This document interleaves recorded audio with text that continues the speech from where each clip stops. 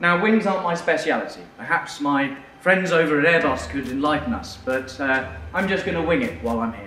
This is a section of Airbus A319 wing, part of the 300 series of aircraft.